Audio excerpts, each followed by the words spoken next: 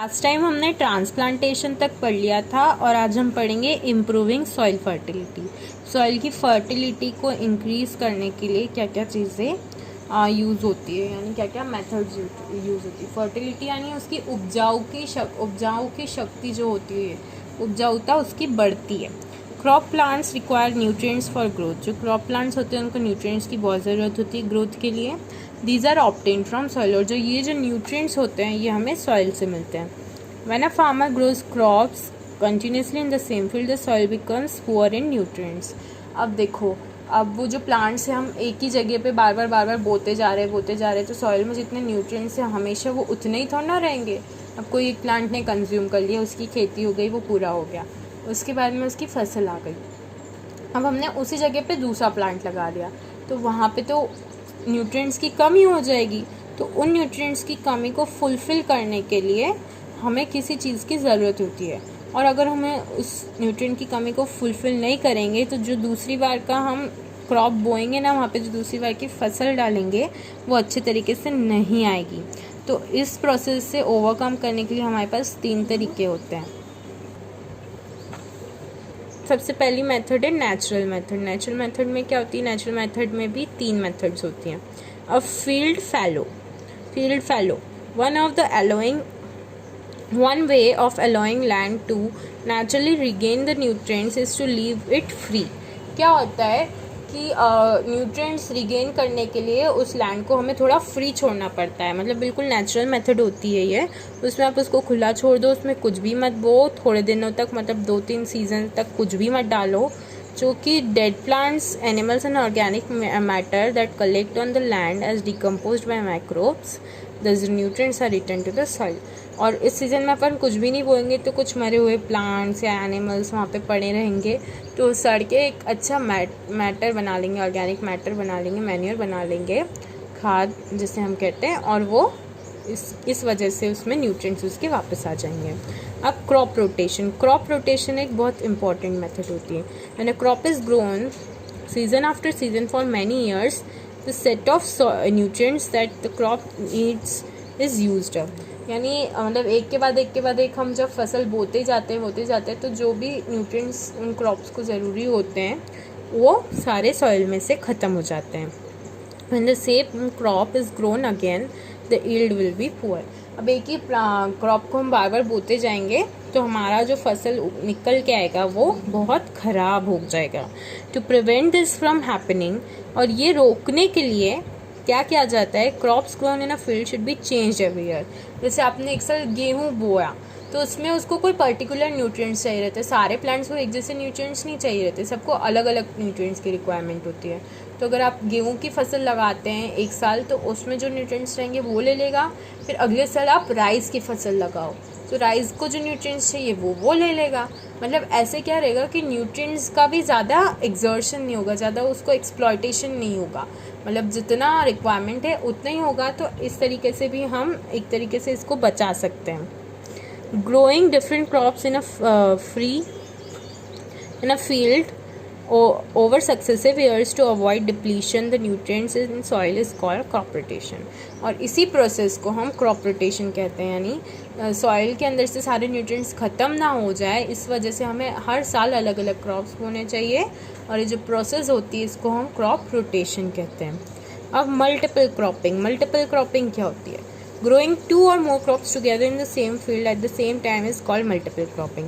अब देखो, एक हमने गेहूं बोने के लिए हमने इतना वो किया, पूरी फील्ड को ख़राब किया, फिर हम दूसरी बार उसमें कुछ और बोएंगे तो उसमें भी फील्ड ख़राब होगी।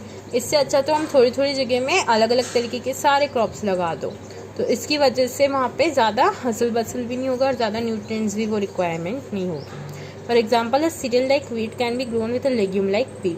यानी एक सीरियल, यानी जो व्हीट होता है, जो गेहूँ होता है, उसको मटर के पौधे के साथ हम ग्रो कर सकते हैं। The wheat plant uses nitrates in the soil and rhizobium bacteria in the root nodules of pea replace the nitrates by converting atmosphere nitrogen to nitrates. अब व्हीट प्लांट्स में क्या होती है? नाइट्रोजन की रिक्वायरमेंट होती है, और जो राइजोबियम बैक्टीरिया प्रेजेंट रहता है ना रूट नोड्यूल्स में पी प्लांट के, वो क्या करता है? जो एटमॉस्फेरिक नाइट्रोजन रहती है उसको नाइट्रेट्स में कन्वर्ट कर देता है। तो पी प्लांट हमको नाइट्रेट सप्लाई करेगा वीट प्लांट को, और ऐसे दोनों के दोनों प्लांट्स ग्रो कर पाएंगे। तो ये मल्टीपल क्रॉपिंग भी एक अच्छा तरीका होता है। However, these natural methods are not enough to maintain the fertility of soil, so farmers have to add manures and fertilizers time to time. क्या होता है कि ये जो मेथड्स रहती हैं ये सुनने में अच्छी रहती है, पर इनमें करने में बड़ी दिक्कत आती है और ये ज़्यादा इफेक्टिव नहीं रहती और मतलब हमेशा नहीं की जा सकती। इसलिए फार्मर को अपने खेतों में फर्टिलाइज़र्स और मैन्योर्स का यूज़ करना ही पड़ता है। अब adding manure to the field, manure add करने से क्या होता है? The fertility of agricultural lands can be enriched by adding manure. जो मैन्योर होता है ना उसको ऐड करने से फर्टिलिटी हमारे फील्ड की बढ़ सकती है। Manure is mainly decomposed animal Dang and plant material. जो एनिमल डंग होता है और प्लांट मटेरियल होता है इसका डिकम्पोज्ड एक कंपोस्ट होता है वो, और इसको हम हिंदी में खाद भी बोलते हैं, नेचुरल जो रहता है बिल्कुल। It contains large amount of fibre, इसमें बहुत सारा फाइबर रहता है। The fibrous nature of manure increases water holding capacity of soil and also make its more porous. क्या होता है, जो फाइबर्स प्रेजेंट रहते हैं ना वो क्या करते हैं, सॉइल में वाटर होल्डिंग कैपेसिटी को बढ़ाते हैं, यानी सॉइल में ज़्यादा देर तक पानी ठहर सकता है और वो सॉइल बहुत छेदीली हो जाती है, यानी बहुत पोरस हो जाती है फाइबर्स की वजह से। Porous soil is good for plants because it holds more air and keep the roots healthy. और इससे क्या होता है, जो रूट्स होती है वो एयरेटेड हो जाती हैं, यानी पोरस सॉइल में अंदर हवा आती जाती रहेगी तो रूट्स को भी प्रॉपर हवा मिलेगी और इससे वो हेल्दी रहेंगी। Another good method of maintaining soil fertility is growing crops like beans and gram which have natural ability to make soil fertile. Beans और grams को हम सो करके भी हम हमारी soil की fertility को increase कर सकते हैं। अब applying chemical fertilizers. Plants need minerals such as potassium and phosphorus and salts like nitrates to grow. Often manures are not adequate to replenish these plant nutrients in the soil. Therefore, farmers use chemical fertilizers that mainly contain nitrogen, phosphorus and potassium. क्या होता है, plant को phosphorus potassium की भी ज़रूरत होती है, और ये जो मैन्योर्स रहते हैं इनमें ज़्यादा अमाउंट में नहीं रहता है ये पोटेशियम और फॉस्फोरस और नाइट्रेट्स। इसीलिए क्या होता है, केमिकल फर्टिलाइजर्स की हेल्प से प्लांट्स को ग्रो किया जा सकता है। इसलिए फार्मर्स जो रहते हैं वो फर्टिलाइजर्स भी यूज़ करते हैं जो सिंथेटिक होते हैं, नेचुरल नहीं होते हैं।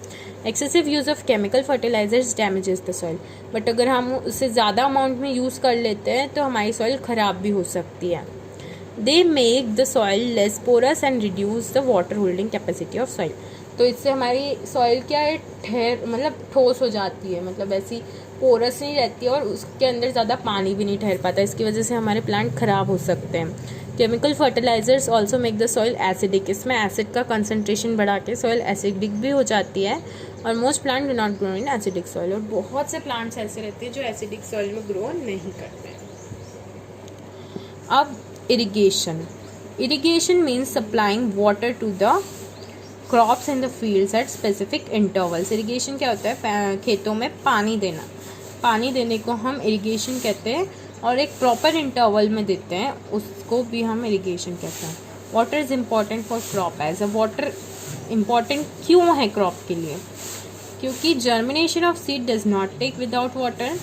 जो सीड्स जर्मिनेट होते हैं ना, जो अंकुरित होते हैं अनाज, वो विदाउट वाटर मतलब पॉसिबल ही नहीं है कि वो अंकुरित हो जाए।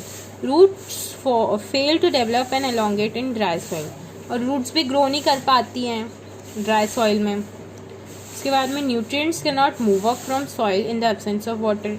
अब विदाउट वाटर हम न्यूट्रिएंट्स को भी ऊपर तक नहीं ले जा पाते। जाइलम में पानी के थ्रू ऊपर तक पानी जाता है ना पूरे प्लांट में, और उसके थ्रू न्यूट्रिएंट्स भी जाते हैं, बट अब पानी नहीं रहेगा तो फिर कोई मतलब ही नहीं है। It protects the plant from Frost and hot air currents. अब कभी जब प्लांट बिल्कुल जम जाते हैं या बहुत ज़्यादा पानी की कमी हो जाती है तो ऐसे टाइम पे भी प्लांट्स को वाटर प्रोटेक्ट करता है। This water is essential for the proper growth and development of crop plants.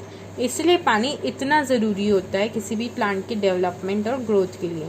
Water is absorb by plants from soil through the root system. Along with water minerals are also absorb. Roots के थ्रू water को soil से absorb किया जाता है, और water के साथ साथ मिनरल और न्यूट्रिएंट्स भी प्लांट से आ जाते हैं। ठीक है, अब हम traditional methods of irrigation next lecture में पढ़ेंगे।